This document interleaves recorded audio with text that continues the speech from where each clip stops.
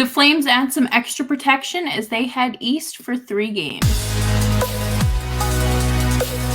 You're Locked On Flames, your daily podcast on the Calgary Flames. Part of the Locked On Podcast Network, your team every day.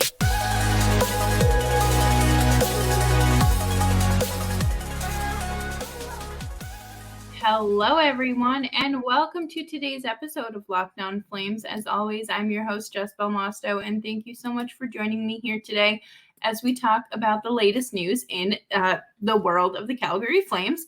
Thanks so much for hanging out. Make sure you're subscribed wherever you get your podcasts and, of course, on YouTube as well. If you are watching on YouTube, you get the delight, the pleasure, the honor of hanging out with my cat today. Apparently, he just wants to lay in my arms like a baby. So we will see how long that lasts. But today, we are going to talk about some very exciting news. Dustin Wolf got the call and is heading to Toronto with the Flames. And Noah Hanifin apparently sparked some interest from the Sharks as well as Arizona. And we're going to talk about the 3 games heading east. So let's dive right into it. Dustin Wolf he walked down the hallway and is now with the NHL club. It's nice. I will say, Elliotte Freidman said that this is more for protection. They head on this 3-game road trip rather than a trade. But it is worth noting that Jacob Markstrom did miss practice on Wednesday because it was a maintenance day, potentially a little bit, banged up. Bound to happen. I mean, how many times do you see it, right? I am very happy for Wolf. You know why? While he was called up for a few of the final games last year, he only started 1. It is very different. The culture is very different in the room this year. You hopefully aren't walking on eggshells around teammates, the coach, and everyone said it's different traveling with your AHL team and being with your AHL team versus the NHL. And I think that that's something really exciting to get, yourself acclimated with, especially because there is a true shot at Dustin Wolf starting in the NHL sooner rather than later. I think that it was presumed that he would have been starting in the NHL by now, especially so far this season. But surprisingly, goaltending has not been an issue, and that is a very good thing. Kind of bad for Dustin Wolf, but kind of gives the Flames a little bit of a cushion while they sort some other issues out. But it is delightful to see that Dustin Wolf gets the call here, and they do play on a back-to-back to start this 2 of their 3 games are, the three games in 4 days. So I'm very happy for Dustin Wolf. I think that everyone is happy for him. While it is a loss for the Wranglers, it is a huge gain for Dustin Wolf. The Flames play Ottawa on Saturday, and I wouldn't be shocked. I doubt we're going to see Markstrom all 3 nights, and it would be a nice kind of introduction to him on the road and playing, I think, either Ottawa or Montreal. Montreal obviously still struggling a bit, but they are able to score, and it's exciting. I don't know how many times I'm gonna say it, but I saw a tweet earlier today that said the Flames have called up 7 AHL players since the start of the season, and it took until December 2022 for them to call up 1. So the vibes are different. Conroy came into the season and said it over the offseason as well, that the younger kids would be getting the opportunity to play. No one spot is guaranteed, as we saw Dryden Hunt being waived and Osterley being waived. Like, you earn your spots. And players like Zari, Pospisil, Nick DeSimone, Dennis Gilbert, and obviously, Dustin Wolf have all earned their shot at the NHL. And I do think that some are bound to, stay more than others. But it is nice to see that teams, they're just getting a shot. We talked about it yesterday on the show too, where Nick said, I would much rather put someone out there that could do it, play well, versus someone that can't play well. And we are noticing such a stark difference in the fourth line, really the bottom six as a whole, compared to last season. I think that while there were definitely ups and downs of last year, one of the many downs was when Lucic, Lewis, and whatever Richie brother was out there on the fourth line. And it's incredibly refreshing to see Adam Ruzicka back in the lineup. That fourth line I really like. Changes, but they look good. And I think that that's something that the Flames can integrate a lot more into their game. And hopefully they do that going forward, because I think that they have a good thing going here. And until they can get Huberdeau going, they're going to need every other line to it. So we will see how that goes. I am intrigued to see, does he start? I don't think he's starting the game against Toronto. I would assume it'll be the game in Ottawa or maybe the game in Montreal. If I find out he's starting in Montreal, well, I suppose I will have to take the bus up to Montreal and go watch Dustin Wolf start. If you see me in Montreal when I should not be in Montreal, that I should be working, mind your business. No, I'm just kidding. I hope to get to the Bell Center. But coming up next, we are going to talk about the little tidbits that Elliotte Freidman just so casually dropped in the written version of 32 Thoughts. But before we move on, I do want to take a quick break here and talk to you about JCE Medical. We spend a lot of time talking together, you and I. We get fired up together on wins and losses, who starts, who sits, who's benched, and I'm thankful for the connection we have. And today, I want our chat to be a little bit more personal. I just learned that you can get a 1-year supply of erectile dysfunction medications with JCE Medical. You realize what that means? Bring on extended travel. You're covered, my friend. You don't have to worry about whether or not you can refill your prescription, and it's possible because of our friends at JCE Medical. Go online right now at JCE Medical to receive your 12-month supply on your daily medication. Remember to use promo code LOCKEDON at checkout for a discount as well. Verified customer had this to say about JCE. I am thankful for this service. Supply chain issues caused me to cut my pills in half to have it, and I ordered most of my daily meds with a year's supply. I also ordered an antibiotic kit. I feel secure now. Prices are lower than local pharmacies, and I highly recommend it for everyone. If you or a loved one would like some peace of mind by having a year's supply of any daily medication, go to jcemedical.com to see it's offered for you. Remember to use promo code LOCKEDON for $20 off your purchase at jasemedical.com. Thank you, everyone, for hanging out with me today on Locked On Flames. Thank you, everyone, for hanging out with me on today's episode of Locked On Flames. Make sure you're following me on Twitter, X, whatever you're calling it these days, at Jess Belmosto. So very casually last night, Noah Hanifin's name was brought up in the written version of 32 Thoughts, and I found it to be very interesting. Elliotte Freidman says that he suspects the San Jose Sharks called on Noah Hanifin to see if they could get something going, and that's interesting to me. I'm not entirely sure where Noah Hanifin fits in. Like, this isn't a dig at Noah Hanifin. This is 200% dig at the Sharks. If the Sharks are continuing to do this rebuilding, retooling, tanking situation, let's call it what it is, why would they want someone that's good on defense?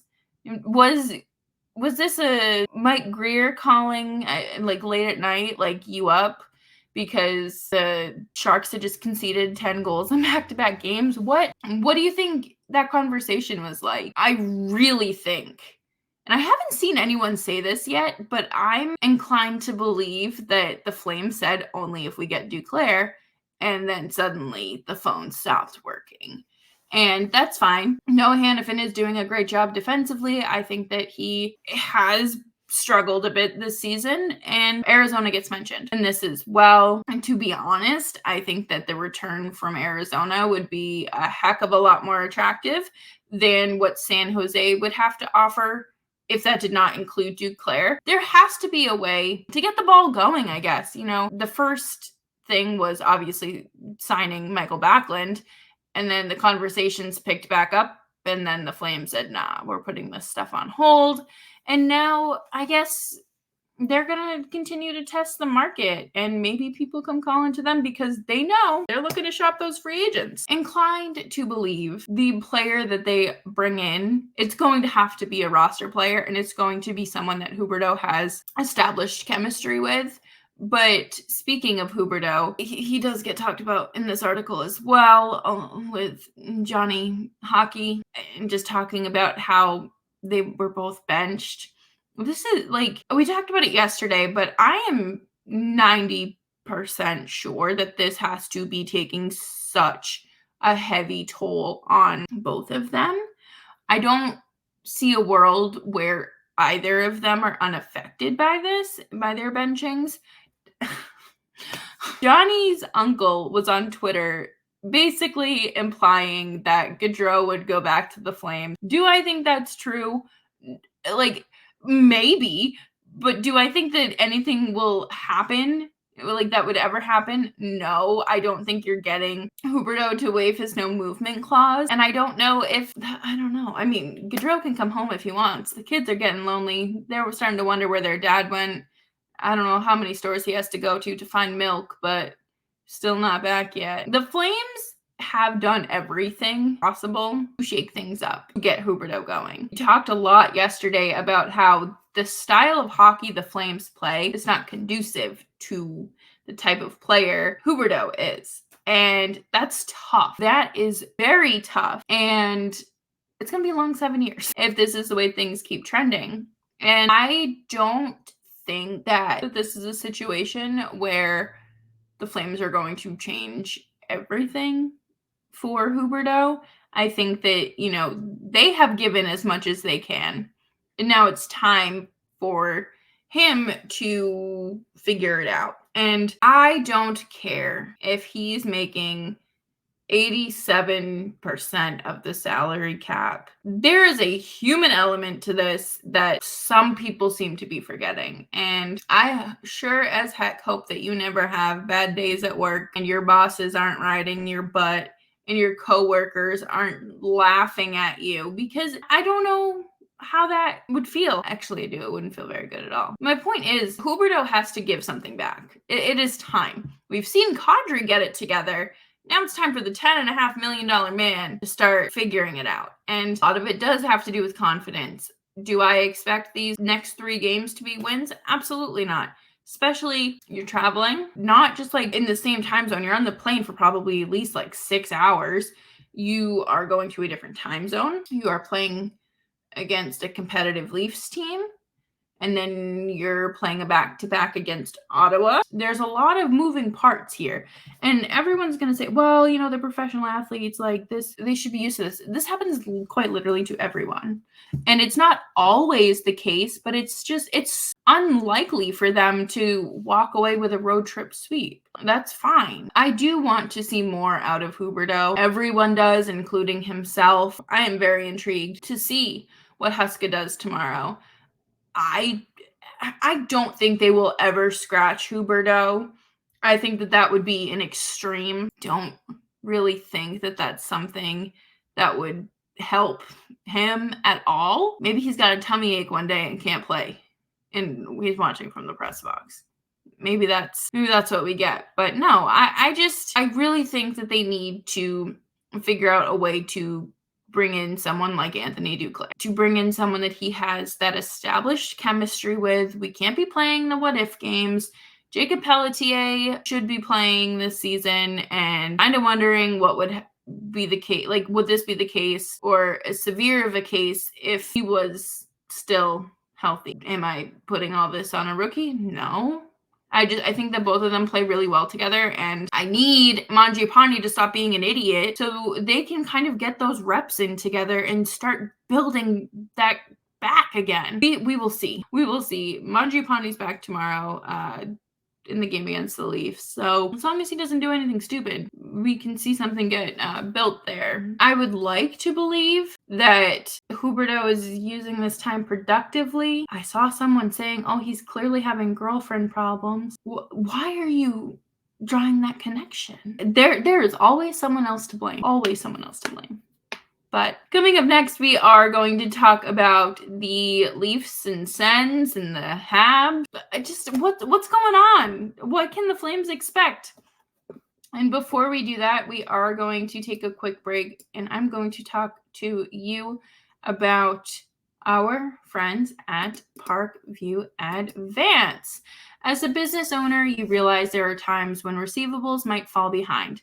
That doesn't mean you need to fall behind on vendor payments, payroll, or rent. For more than 25 years, Parkview Advance has helped businesses secure working capital. From $5,000 to $1.5 million, Parkview Advance can approve your working capital in as little as 24 hours. It's a much easier process than you might imagine. We invite the many entrepreneurs that are Locked On NHL fans to learn more by calling us at 203-675-0071 or go to parkviewadvance.com. If your business needs working capital, call Parkview Advance today. Parkview Advance, helping business with their working capital. Go to parkviewadvance.com. Thank you, everyone, for hanging out with us today on Locked On Flames. I greatly appreciate it. Make sure you are subscribed wherever you're getting your podcasts and YouTube as well. I am very happy that the Flames are playing at 7 o'clock Eastern. I appreciate it. I wish this road trip was in the middle of the week. Don't get me wrong. I can very much stay up late, but something about being done with hockey at 10 o'clock, doing my little post-game production and going to bed, that is wonderful. Love that. But I'm happy to stay up late like we did last week too, and against the Predators, right? But the Flames are Eastern bound as they take on the Toronto Maple Leafs tomorrow night at 7 p.m. And I'm very much looking forward to this game. I think that the Leafs they're obviously a good team, but they also just got demolished by the Ottawa Senators, Ottawa Senators. I feel like I did not say enough syllables there. We're going to talk about them in a minute. They're a very interesting team themselves.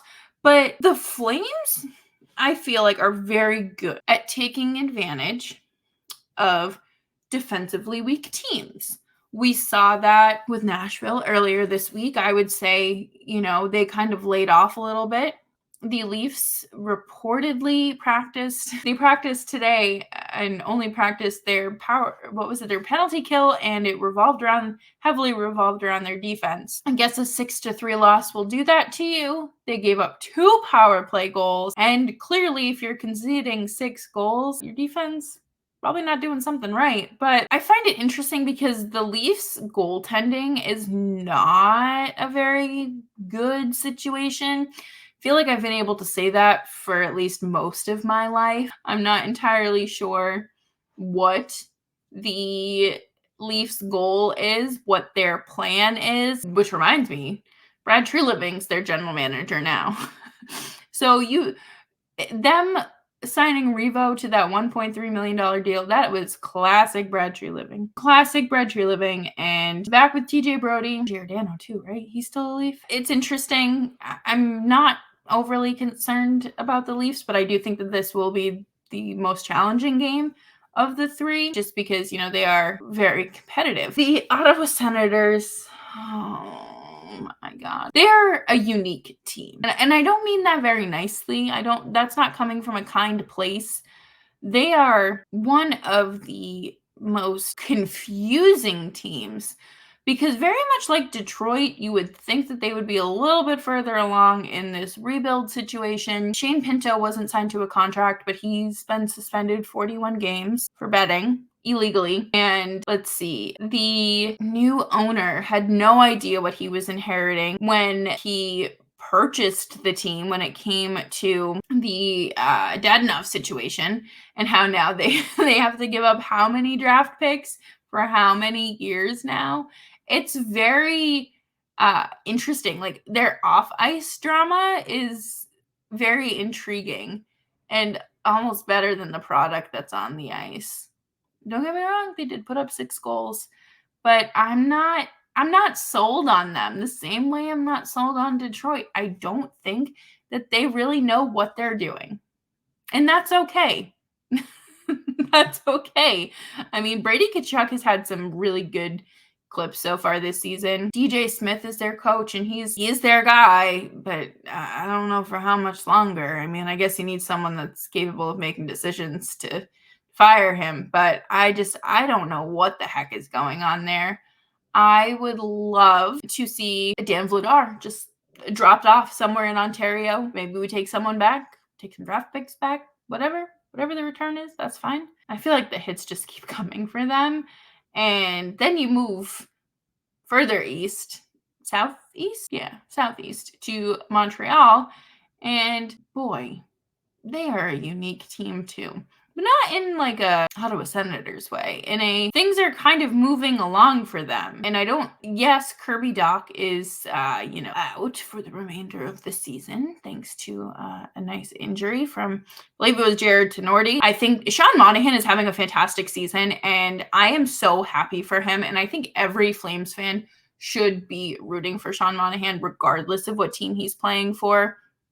He is someone that has had to battle injuries pretty much from as soon as he entered the league. The Flames medical team and coaching staff absolutely failed him. I do not care what anyone says about playing through injuries. It's, a rite of passage. It shows your grit. No. You should not be that broken at 28 years old. Before he was traded, he had like 4 or 5 major surgeries that impact not only his play, but the rest of his life. And to see him going out there and scoring night after night is incredible. I'm so happy for him. And, while he does have that veteran presence in the locker room, I think that regardless of where he goes, he will always have that leadership quality to him. I think that he could, lead a lot of us straight into the gates of hell if he tried hard enough, because he has the charisma, and I really enjoy watching him succeed. I'm so happy that he is in a proper organization that doesn't neglect his health. And that's all I have to say about that. But I'm very excited again to see what the Flames do against these teams. They are going up against, obviously, the very competitive Leafs, the Ottawa Senators, and of course the close to bottom of the barrel Montreal Canadiens. So definitely let me know what you guys think about what this road trip's gonna look like, what the outcome will be. I think it's gonna be loss, win, shootout loss, maybe shootout win. I don't know. I don't think that one's going to end in regulation. But make sure you are subscribed to Locked On Flames wherever you get your podcasts, and on YouTube as well. We are here for you 5 days a week. Tomorrow, Nick is joining me, and I'm sure we will talk all about the, dive deeper into the road trip, as well as, any developments in the Noah Hanifin saga. So thank you, and I will see you tomorrow.